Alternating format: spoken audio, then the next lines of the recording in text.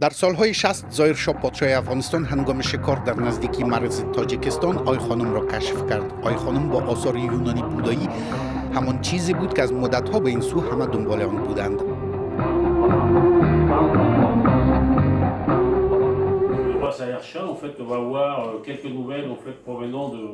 d'un territoire en fait au nord-est de l'Afghanistan qu'il apprécie beaucoup parce qu'il y va pour chasser à la frontière tadjik de l'époque.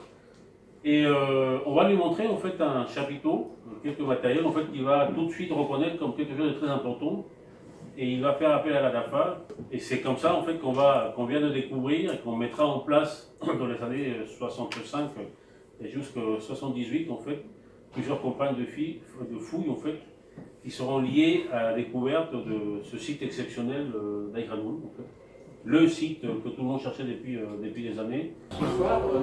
خولیو بندزو سارمینتو تاریخچه باستانشناسی افغانستان را حکایت میکند که از زمان امان الله خان آغاز می شود و از همان آغاز کار فرانسویات در آن نقش مهم بازی میکنند. امان الله خان به 3 دلیل فرانسه را انتخاب کرد. یکی این که فرانسه ترکیه را به رسمیت شناخته بود. ترکیه کشور اسلامی که برای کشورهای اسلامی دیگر مهم بود.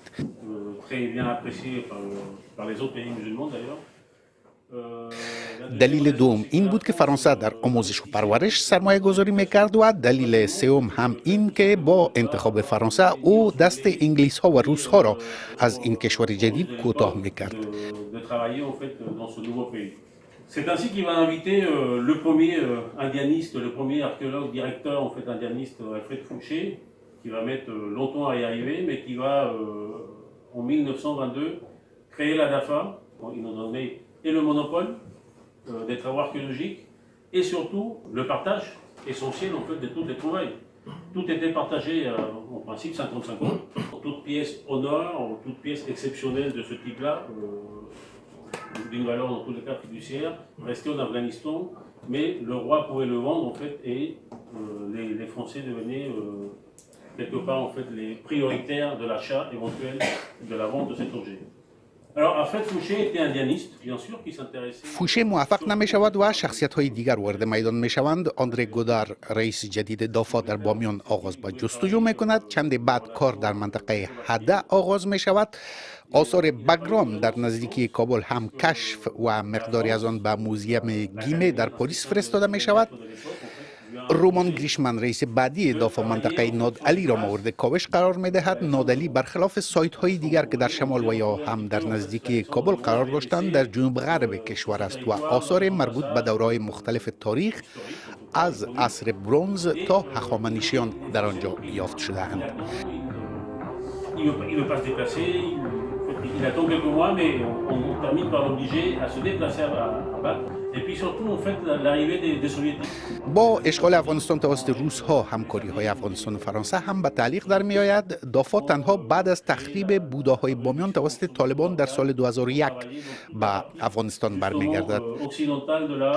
از آن زمان تا حالا تحقیقات در مناطق مختلف را افتاده و باستان شناسان در همکاری با وزارتخانه های دیگر بالای نقشه باستان شناسی افغانستان کار می کنند. آثار باستانی افغانستان از 2006 به این سو در سطح جهانی به نمایش گذاشته شده است و این کلکسیون که در فرانسه هم به نمایش گذاشته شد در حال حاضر در چین است. بعد از آن روسیه و ایالات متحده هم علاقمندی خود را برای پذیرایی از این نمایش اعلام کردند. دافع آموزش باستان شناسان کشور را هم در دست دارد و کتاب‌های هم به زبان فارسی چاپ کرده است.